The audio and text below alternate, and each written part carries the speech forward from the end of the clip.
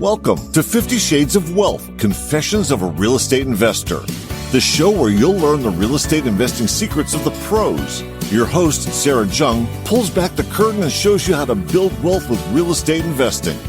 Welcome to 50 Shades of Wealth, Confessions of a Real Estate Investor.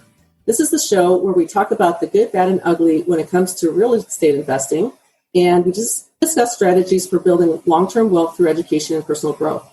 I'm your host, Sarah Jung, and I'm the CEO and founder of Legacy Bloom Investments. And today, I am really excited to bring a guest on my show, John Fortes. John and I actually met about a year ago in Dallas at an investor conference, and I was always really impressed with John's ability to just share information. He was so gracious as I was building my real estate syndication business to just, share all the information that he could. So I was so impressed with his success. And I'm very happy to have him on my show today. A little bit about John.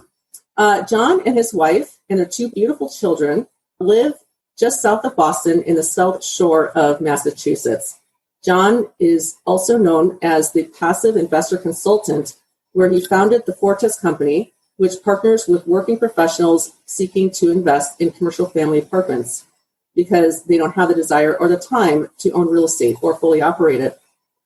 By leveraging John's experience, he has helped families invest in over $70 million in multifamily investments that's allowed them to secure financial security, preserve and grow their wealth, as well as compound their investments as they achieve their financial independence. John is also the host of the Passive Investor Show podcast and showcases the value of investing in real estate funds to provide a true hands-off investing audio experience.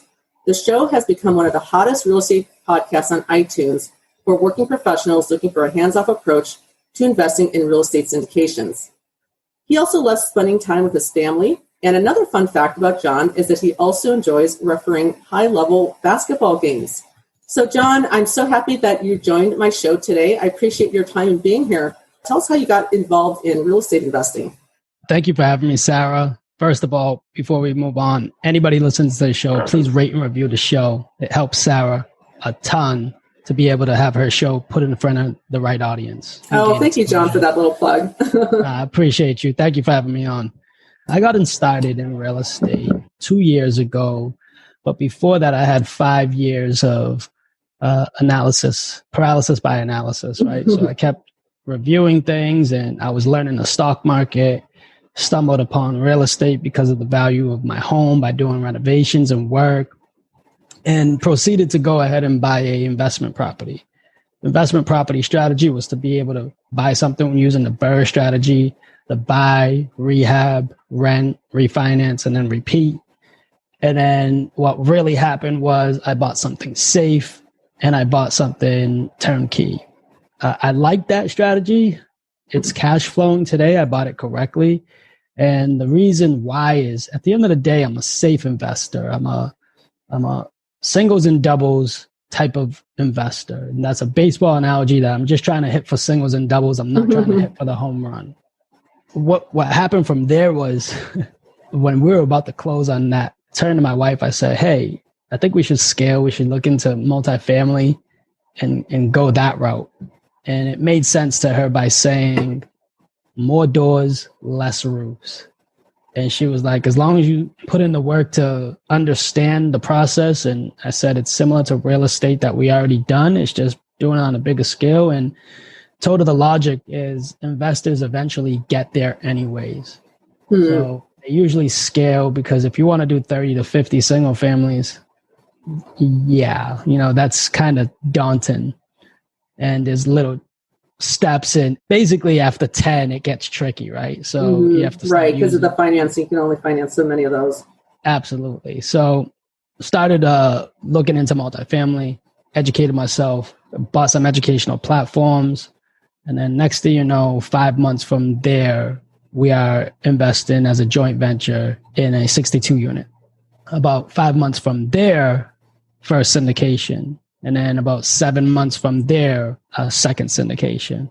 And since then, 18 months on our first syndication, we have exited from that first syndication investment, gave back our investors a 1.5 multiplier at the end of the day, that was right in the middle of COVID. So our investors were very happy, right? Very happy with that return and, understanding. And before that, it was still cash flowing at 9%.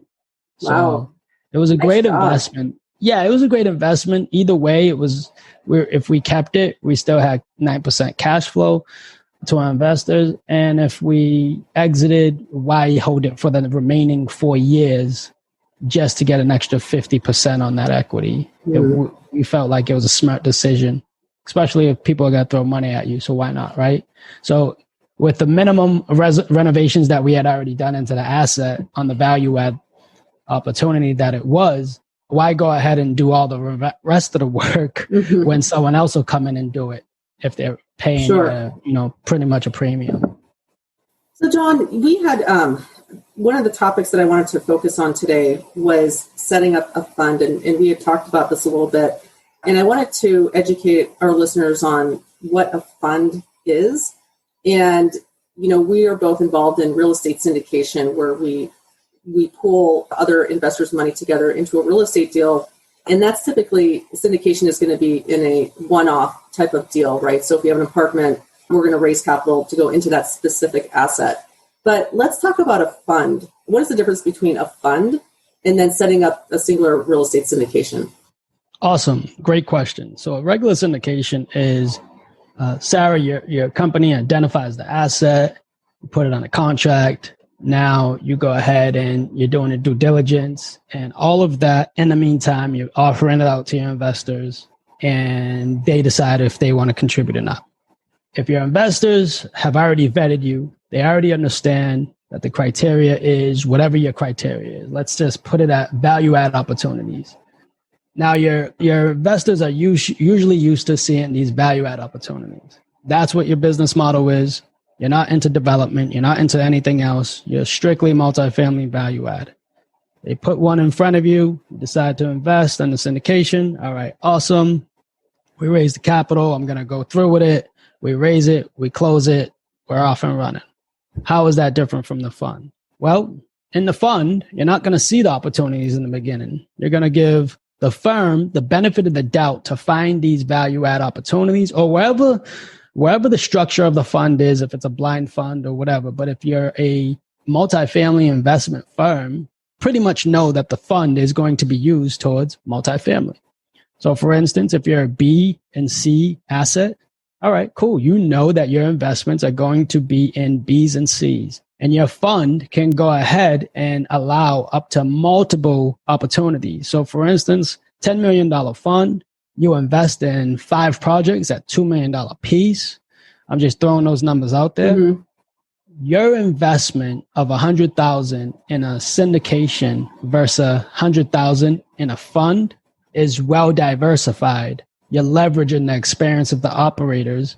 Meanwhile, your one investment in the syndication, you're picking deal by deal. So how many deals are you actually sourcing through to make that investment, as opposed to leveraging the firm on the fund that's sourcing, let's say a small firm is sourcing 50 deals every month. That's 49 more deals than you looked at to invest in that deal, right? So let's just play that out. It's diversifying. It's 1K1 at the end of the year, as opposed to, say I invested in multiple syndications that year. I gotta retrieve, let's say, 2 to 3 to 4 to 5, however investments I've made of K1s to go ahead and file my taxes. So investing with a firm that offers a fund is very appealing, beneficial, and easier for investors, especially if they just want to be passive at the end of the day. So that brings up a good point you say with the K1s, because, we would typically send out a K1 per asset for that particular property versus just having one K1 from the firm, right, from the fund. Tell me about depreciation. So are investors able to take advantage of depreciation when they invest in a fund? Absolutely. Similar to a syndication, a fund is structured and set up and drawn up by syndication attorneys. So you are passing along the deferred maintenance and the depreciation along to the investors. You want to make your fund investor friendly. You do want to make sure that investors are benefiting from it because after all, they're investing in real estate for a reason, similar to you. So you want to make it appealing to them. So if you're not passing along the depreciation, what's the point of investing in real estate in general? So yes, you are passing that along through the K1s as well. So as the investments come through, obviously your CPA, the fund CPA will handle all this. They will parse all that out and parse it out from the GP to the individual investors. Yeah. With the depreciation too, are you still able to do a cost segregation study so that you can accelerate all that depreciation up front, just like you would in a normal syndication? Absolutely. So the fund allows you to go ahead and acquire the assets efficiently without having to raise it on deal by deal. Everything else is operated similar to a syndication.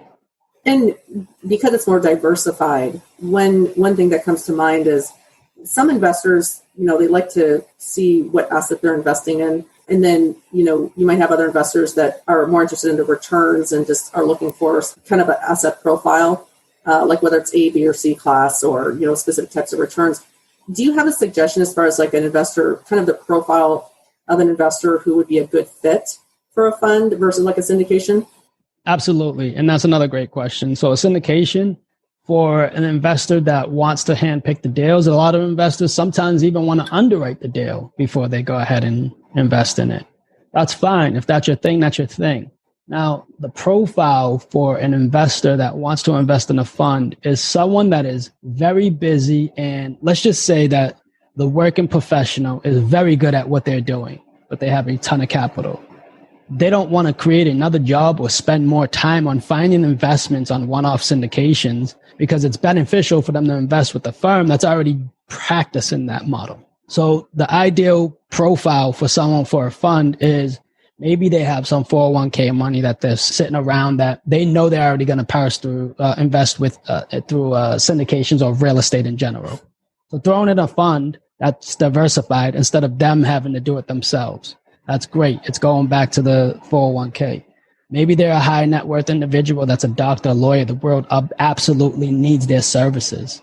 Great. Continue doing what you love and invest with the fund. The fund allows you to invest more capital. For instance, if you have $500,000 and you want to split it up with 5 different syndications at $100,000 a piece, you have to look at 5 deals, more than 5 deals, but I'll just put it at 5 for now, and then decide to make the investment. The fund allows you to invest, let's say $400,000, and you go ahead and invest $400,000. Now, if one deal doesn't pop in that fund, it's supported by the others that's the fund's invested in. Now, if you invested in one deal with $100,000 in the scenario that I used in the beginning, and that didn't work, the deal's done. You might lose your capital. But if you invested at $100,000 in the fund in the beginning that I talked about, and it's well diversified and it's invested in 5 different funds, 5 different investments. If one didn't work, it's still supported by the rest of the 4. Got it. So it sounds like an investor that's going into a fund, you're really trusting kind of the management team or the company that's handling the fund and their expertise and their ability to find good deals. Is that the case? Or so, with any investment, you're relying on the management team or property manager, whoever's operating it, right? But when you're in a fund, it sounds like to me, so you're not necessarily, the investor doesn't necessarily have direct contact with that specific asset. So how much more important is it to rely on the company that is operating this fund, essentially? That's a great question, Sarah. It's similar to how, for instance, Sarah, if you came to me and you said, John, I have this, we built a relationship and we already had that going. And now you say, hey, John, I have this opportunity for you to invest in. Remember what we talked about before? Boom, boom, boom, boom. All right, cool. That's the one-off syndication. And let me take a look at it and boom, boom, boom. The fund is the same way. I already vetted you, Sarah. So I'm comfortable with you and I know what your firm is all about. Your firm is strictly value add opportunities. Let's say BC, let's say 8 prefs, and let's just say all the metrics are there. And I know what you already bring to the table. I've seen a few of your syndications already. All right, awesome. Now, if you came to me and said, John, I'm creating this fund. It's going to be invested in the typical deals that you see me already bring to you. Are you interested?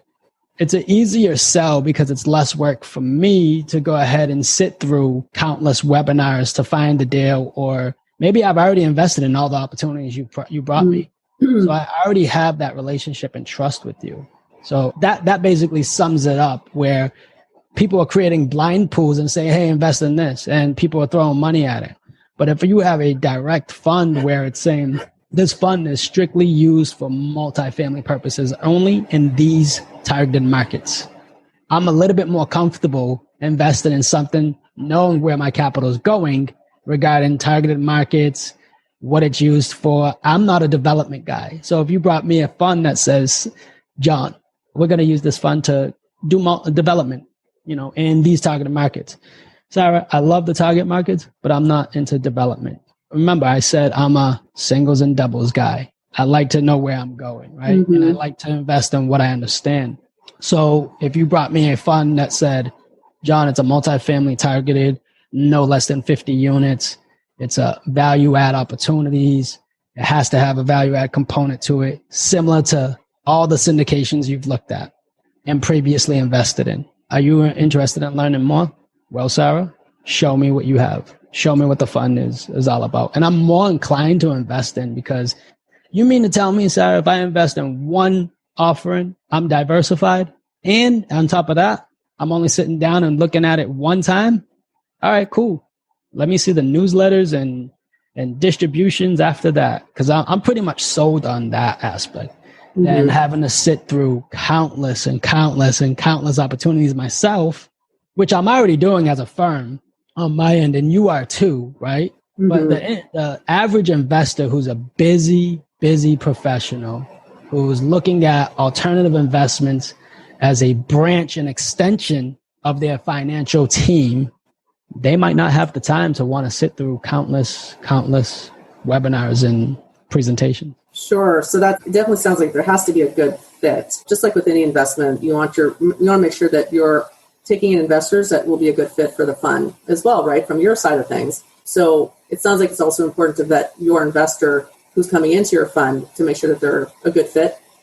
Absolutely, right? Yeah. Okay. So, Sarah, I know that investors are vetting you as a sponsor, as they should. That's the number one rule. Vet the sponsor, know how to vet the sponsor. But you are also vetting the investor to understand what type of investment meets their criteria. So at the end of the day, Sarah, if we sat down and your criteria is in alignment with my criteria, you're most likely to invest with me. But if your criteria is more of self-storage, I have friends in the industry that I can refer you to. Sure. That dabble in self-storage. That's not my go-to. But I'd be happy to make the connection and introduction for you to get them, maybe to give them a look or something like that. Sure. As we dabble in the industry, we come across everybody and we know who's doing what. And we know who's actually bringing the opportunities to the table. We know who's performing and we know who's not. So any type of introduction for someone that wants to do self-storage or mobile home parks, we probably already know people that are doing that. It's just that's not my cup of tea. So I focus on multifamily value add, and that's it. But yeah, so I'm vetting the investor just as they are vetting me. Yeah, and I think that's so important to make sure that you, the sponsor, and the investor's goals are aligned to make sure that at the end of the day, everybody is happy. So on a singular syndication, we typically have a hold period of about 5 years. In a fund, how is that different? So do you have terms in the fund as far as an investor goes in that they're going to get their money back in X amount of years, or how does that work? The fund is set up as a 10-year hold. Doesn't necessarily mean that it's going to go the whole 10 years. It doesn't, and it could. But here's the thing. If the fund is set up where it has a 4-year investment period, where we're investing in opportunities in 4 years. So we'll hope to exhaust all of the capital of the fund in 4 years in regards to finding investments. What does that look like? It takes 3 to 7 years of holding time for us to exit. That's how we're underwriting. If someone comes to us early and says, we want to purchase this at whatever stupid price that they're suggesting, our intent, even though we love to hold, if someone's throwing capital at you and you're getting, your metrics are bouncing, it's only right to sell. It's making a smart decision as opposed to not selling, right? So we do what's best for the fund, and we try to give back capital after 4 years. Anywhere after 3 to 4 years of the fund starting, as projects start to exit, we return capital. We don't reinvest the capital that's coming out of the fund. For instance, if we exited, we don't give back a portion and then reinvest that into a new asset. No, we exit and we distribute everything back to the investors. And the reason why is we have that fund, and as that fund is starting to age, we have another fund, and as that fund is starting to age, we create another fund. So the goal is to create funds for investors, because believe it or not, investors probably will come asking about Fund 1 when you're on Fund 4. You're listening to 50 Shades of Wealth, Confessions of a Real Estate Investor. Want a free guide to behind-the-scenes secrets of real estate investing? Head on over to legacybloom.com and claim your free book today. You had mentioned, and by the way, John, thanks for sharing all this information, taking all these questions. I mean, because these are questions that not only I think of, but I think investors would also think of. What is a blind pool? Because you've mentioned blind pools a couple times, and how does that fit into having a fund? Yeah, absolutely. So there's pretty much 3 types of funds, right? So there's the blind pool where you invest and you have no idea what the fund will go ahead and invest in. It leaves it open. So this is a blind real estate fund. I can go buy self-storage. I can go buy mobile home parks. I can go buy mobile commercial and triple N storefronts. And then I can go buy apartments, right? All right, great. Everything under the sun that is real estate. Sure. Okay. That makes sense. Right? And then there's a direct and specific. If you really say, this is exactly what we're going to do, right? And you make it real specific to whatever it is. Let's say it's multifamily for the sake of the podcast. And you say, we're only looking at assets that are value add components, and being real direct, right? You can set it up that way. And then you can set it up everywhere and be in between those two. So being really strict and direct as opposed to really loose and flexible, right? So you can kind of put it in the middle where you're a little bit flexible, but you know it's strictly one asset type. So for instance, if you say anything multifamily component and your investors are comfortable with that, that's fine. But it gives you a little bit of flexibility, even though your criteria is value add component. It doesn't mean you're gonna go and buy a multifamily development, right? So like I said, if that's not your criteria, your bread and butter, you're probably not gonna do it. And as far as the target returns, so in a singular syndication, typically that asset is, we project to have specific returns in 3 to 5 years with the, target IRR and cash on cash return.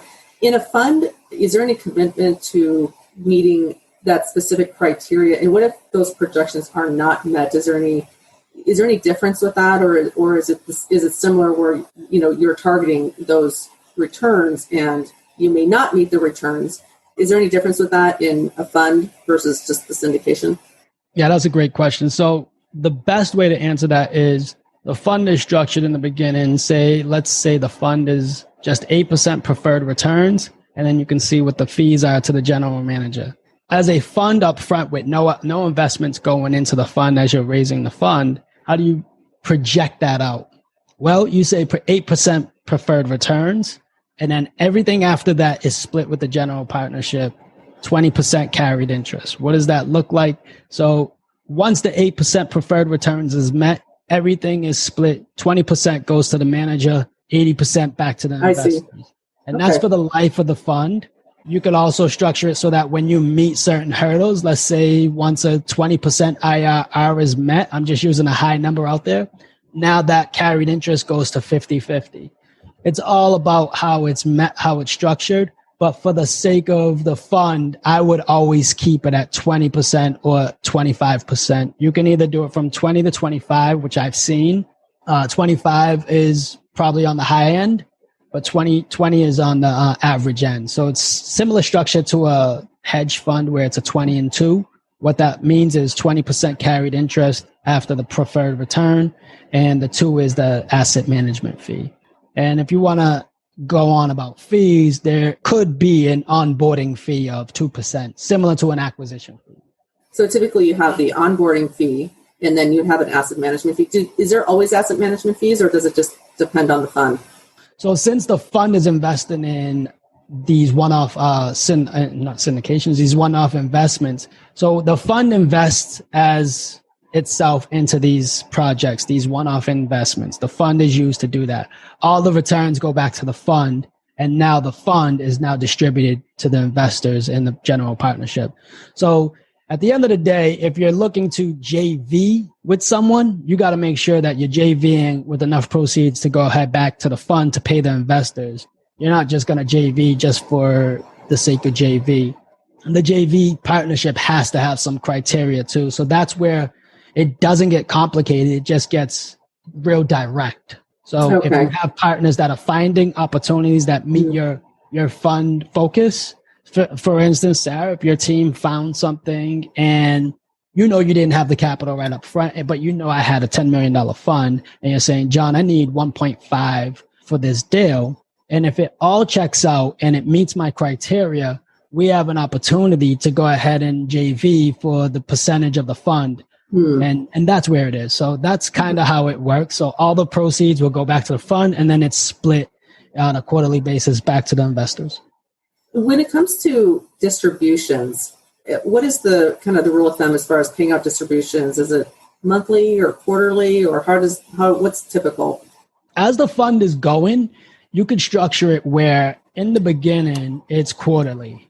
And then as you start exhausting the funds and everything is, for instance, you've exhausted all $10 million on that scenario in year 2. And now every investment's kicking and firing. After 2 years, or maybe say 2.5 years, now that the proceeds are starting to just come back consistently, the dividends, you can start moving from quarterly, or you can keep it at quarterly, to monthly. It all depends on what you want to do and what works best for your accountant team. So investors do like the fact that it could be monthly, but also they have to understand that it may stay quarterly too, because maybe all the exits and stuff, it starts to complicate things, and you want to make sure you have everything lined up properly for your accountants, right? And that's where a good investor portal and an accountant team is helpful for you, because now investors get to go ahead and track the fund through the portal. So that's really good on their end. And then your accountant team has everything that they need. If they're part of that portal, you can upload it to that as well and provide them with all the documents, and then they'll upload everything for you at the end of the day. Or you can keep it off on a direct portal for themselves that the accountant team that already has it. Unless they are internal to your business and you have your own accountant team and now everything's in-house. And you bring up something that is important as far as because you mentioned portal. And so what types of systems do you have set up for yourself, for your investors? You mentioned a portal, and is there any type of tools that you use that you find to be really helpful? Awesome. Yeah, that's a great question. So my investors, we have an investor portal. We have our private portal because it's great for documentation. It's great for allowing them to see the status and operations of the actual investment. We do put out newsletters through there to keep them coming back to the portal, for them to make sure that they get to see the status of their investment. And also we give them an offline tool. It's very, very, very easy to use tool. So if they have an investment with my company, with my firm, and they have an investment with sponsor X, they're allowed to go ahead and use the tool. It's so easy to use. They get to put in the projected returns from the investment that they invested in. And then they get to actually calculate to see the real returns come in on a quarterly basis. If they do the math, if they're getting quarterly distributions, it's easier. They get to implement that return every quarter on it to see if it's on target to what the projections noted. Now, there's a couple of reasons why we do that. One, we want to be compared to other sponsors as well. We want our investments. We have nothing to hide. We're not trying to hide anything. We're complete transparency. But here's where the value is. It allows you to show what your investments are producing and actually accounting for, right? In real time. It also allows you to put investments against each other to see how it's actually performing, and confirms your criteria in an investment, as opposed to maybe you had a decision to make between an investment in Tennessee and Alabama. and what markets are producing better returns for you. So it allows you to see that, oh, investment A was in Tennessee, investment B, it was in Alabama. It allows you to pit them against each other and say, I got to make more investments in Alabama or Tennessee. It allows you to see that in real time because now you get to track and monitor it. And that's the offline tool that I offer my investors. That is amazing, John. I mean, I can see how what a value add tool that would be for your investors. And just, that transparency that you provide to your investors is very impressive. So let's pivot a little bit on our questions here because, our show's about making confessions and, sharing our experiences in real estate investing.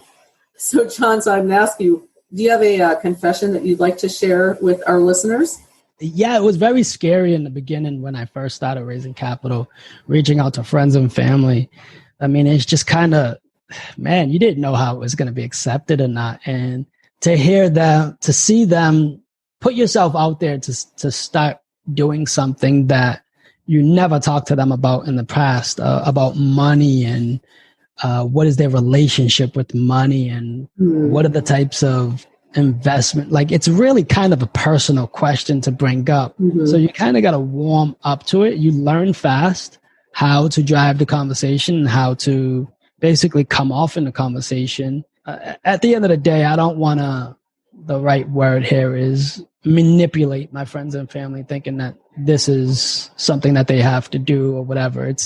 I put it out there and then they see what I'm doing. And whether it's the first investment, second investment, third investment, the fund or whatever it is, they eventually come back and have the conversation with me because they're seeing what I'm doing and they're seeing how it's changing people's lives. And another thing too is I kind of look at the conversation as a twofold. It helps them start to look at their finances a little bit more refined. Now, if they're compulsive spenders, they're probably not going to have much to invest with. But also, you got to allow them to have tools and put it in front of them in regards to the right information as far as criteria and strategies as far as what do you do when you move on from a job. You now have an investment opportunity because you have a 401k that you can self-direct. But that whole process is daunting sometimes to the average investor because they're like, man, I gotta direct it. So when it's something where they have to manage their money, it's a different conversation and it's a different feeling too. And I had to struggle with that really because, man, reaching out to people about money, it's not the normal everyday conversation where, hey, did you see last night's game? Sure. I mean, think about it. It's money. People have a different relationship with it. Some people think that they don't have enough of it. Some people are clawing to hold every cent that they have. And I believe we've all been there. It's just now putting it out there and being comfortable putting it out there was a struggle for me because at the end of the day, did I want to come off as the 401k guy? You know what I mean? Or did I want to come off as the investor that's helping? And depending on the conversations you're having, really can, oh, John, hey, Sarah's the 401k consultant. No. I'm an investor. So seeing how the conversations could really turn you into something that some people think you are, but you aren't at the end of the day. Yeah. So, that was a struggle for me because it was something I had to get, I had to shift through. I had to make sure I had my own identity before reaching out to them because I wanted to be looked at as an investor. And then having the experience to leverage that and come back with now makes those conversations a little bit easier than in the beginning because even if I had a team behind me, it was still a hard conversation. Like, how'd you get involved in this? And then walking them through my story, that was the easy part. But when we brought it back to capital, that was very, very difficult. Yeah, I can see that. And thanks for sharing that with us. I can definitely relate. You're raising capital, and especially when you're first starting out and you're going to your friends and family and just like there's people that have no idea that you were getting into that you were doing that. And they're like, what are you doing?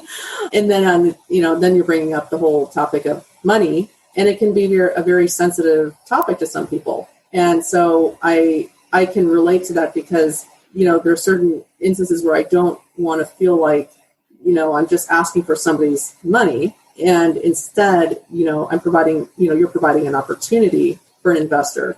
But how that's communicated, sometimes it can be done in a way so that you're not coming off as just, asking, for money or for a favor or for any of that, right? It's not from a selfish standpoint. But I think when you're first starting out, it is difficult to have those conversations, and it can be a little awkward, especially if that's not something that you normally talk about, especially in those closer circles.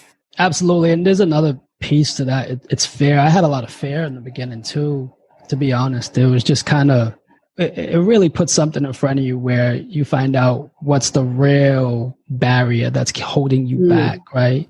Mm-hmm. So, there's a saying that they say, you don't talk about money and you don't talk about politics, right? I mean, at the end of the day, I'd rather, just be real. And, here's the thing too.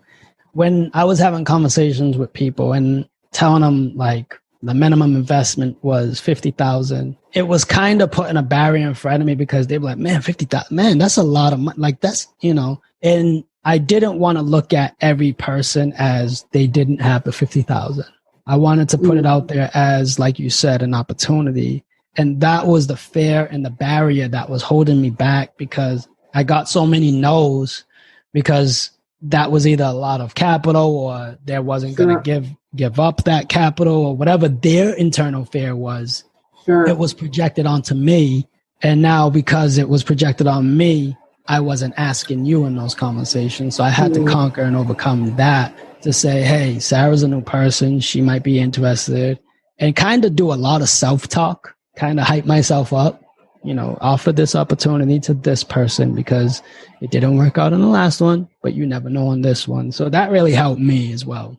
Yeah. And that self-talk that little voice inside our head, that can say so many negative things. I think we all go through that, and it really limits us, unfortunately. How have you, from when you began and, you had that fear, how have you processed through that and kind of where are you at today now as far as having those conversations and raising capital? That's a great question. Usually I have a lot of referrals coming to me, so the conversations are pretty easier these days. People reach out to me because they see something I'm doing on social media or part of groups that I join or lunch and learns, and I'm starting to roll out the fund. So I've really been inundated with that. So most of the conversations I've had are with real serious committed investors these days. And so it's a little bit easier because they understand my track record. They understand what I'm trying to do. Sure. So basically it's just them vetting me and I'm vetting them at that point. It's great conversations. I'm meeting a lot of great people. It's fun. And I do like to remind them saying, hey, I'm not trying to replace anybody on your financial team. I'm not trying to replace a tax accountant. I'm not trying to replace your CPA, your whoever you are with your financial extension. I'm just trying to be another tool as an alternative investment. And I'm looking to be a team member with them. So if they need any documentation from my firm, I'll be happy to pass that along, as well as if I needed any documentation from their firms to their team members as well. So, I mean, it's a reminder of that, because at the end of the day, a lot of people might associate with, hey, if I got to invest with them, I'm not trying to take them out of the stock market. If they're comfortable investing in the stock market, that's their option. It's however they are comfortable with investing. I'm not trying to convince you otherwise. I'm not trying to say, look at the stock market today, this and that. I'm not trying to use fear mongering at all. I'm just trying to say, hey, I'm here. This is what I offer and this is what we do. And that's how it usually attracts back to me. So you're setting up your fund. And by the way, congratulations on all your successes. I follow you on social media, and, and we kind of have, kind of go in the same similar circles. And so congratulations just on just the success that you've had, and just your platform and your website looks great. What motivates you at the end of the day, setting up real estate syndication funds, investing? What's kind of behind all that? What motivates you to do that? Well, it's funny because I got into this because I wanted to create some passive income because I'm a basketball referee. I wanted to have the freedom to go ahead and do the games that I wanted to do. I do a high level games at the NCAA level. Oh, wow. And at the end of the day, I needed availability. So I have a background in IT. IT consultant. So at the end of the day, what I did was I started investing, and now I'm doing this on a full-time basis, and I get to go to the games I on a consistent basis, and I don't have any blocks or issues and stuff like that. So as part of that, that was one of the main motivations, and being present with my family home more and being able to work at home, and have my office at the house. That helps because I could walk out the door and see my family, and now doing things and focus and align with my family a little bit more. So if I have schedules that I need to line up, I can ask my wife if we have any plans or stuff like that. I have a lot of freedom to be able to go ahead and dive into doing things that I wouldn't have the luxury of doing if I didn't get into this. And that's the freedom that I'm trying to provide as an alternative investment with investors. So it's very gratifying. It's very important. I get to create a lot of content. I guess they call it like investment ideas, investment 101 series, the podcast, the blogs, the videos. Every day I get to create has been a blessing, and it's been fun because sometimes I just create it because it's a thought right on the spot, and I think investors would benefit from it. Or sometimes it's a podcast that we're recording today, and I know I'm not releasing it for 14, 15 weeks. I'll take the video and be able to chop up that 2 minutes of that conversation that Sarah said something that I thought was so insightful, and I put it on the Investor 101 page, and it has no podcast to refer to until that podcast app actually airs, and then I link it to the podcast. So I have an Investor 101 page where it's strictly videos of podcasts that have been released or not released, and it's a segment, just a nugget of something that I found was beneficial that helps investors. And, with the blog writing as well, I get to write things on exactly what I think investors want to know. It's not things that I'm trying to create. It's something that I feel like as a passive investor myself, if I had known that earlier, it would have been beneficial for me. So that's kind of the lens I look through when I'm creating all the content. Yeah, and I saw that on your website. And what is your website address, by the way, so people know how to reach you? Awesome. So we are the Fortes Company. It is easy to find at johnfortes.com, FORTES, or fortesco.com, FORTESCO.com. So yeah, either one can be found that way. Nice. So please reach out to John. Check out his website. He's got a lot of great content on there. One last question, John, before we wrap up here. What piece of advice would you give to a newer investor, or just to whether they're new or a seasoned investor, but any advice that you could give out there, something that you feel you'd like to share that would be important? Awesome. If you already are listening to this, you probably have an idea that you are multifamily or real estate focused. So you already have some sort of a criteria built in. If you really defined your criteria, start reaching out to the people that could help make your life easier as investing. And now you're moving into the Nike saying, just do it, right? So reach out, put yourself in position to even have a conversation, because at the end of the day, if you're going to sign up for a website and you can just do stuff on your own, that's great. But as far as investing in real estate, it's more like you have to have a conversation with someone. So put yourself in a conversation with someone that's doing it at another level or a higher level, or a firm that's already practicing what you already want to achieve. Invest with them if you find it comfortable. Or if you don't, find the right firm that you feel comfortable with, that you want to invest with. Make your life easier. Don't make it harder. Don't create another job. Invest passively if you feel like that's the option for you. Or if you want to be active, go buy a bunch of 3-families, single families, and find out how the industry works, how real estate works, and, landlord the tenants and manage the operations and the maintenance, and then find out if that's the strategy you want to go with. And maybe you do want to do that. I don't want to take that away from anybody. I think that if they want to go ahead and manage their own assets, great.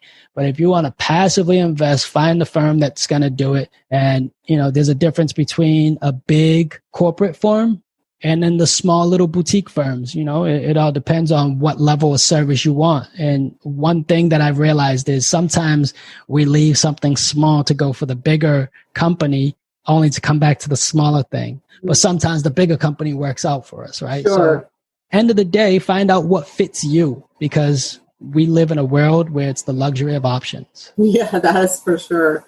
John, I super appreciate your time, and you have provided such great nuggets of information, especially on talking about the fund. And so I hope that for our listeners that was helpful and valuable. I mean, I definitely learned a lot today. You're just rocking it. So just keep up the good work. Appreciate the kind words. Hey, if you guys are listening, go and rate this podcast, rate and review. Thanks. Thanks, John. Well, hey, so we're going to wrap this up here. And again, John, thank you so much for your time. Listeners, thank you so much for listening in. And until next time, we will keep investing. Thanks for listening to 50 Shades of Wealth, Confessions of a Real Estate Investor with Sarah Jung. Make sure to visit us at legacybloom.com, where you can join our investor club and grab a free copy of Sarah's latest book. And if you like the show, don't forget to leave us a quick review. Be sure to tune in next time as Sarah pulls back the curtain once again and shares more Confessions of a Real Estate Investor.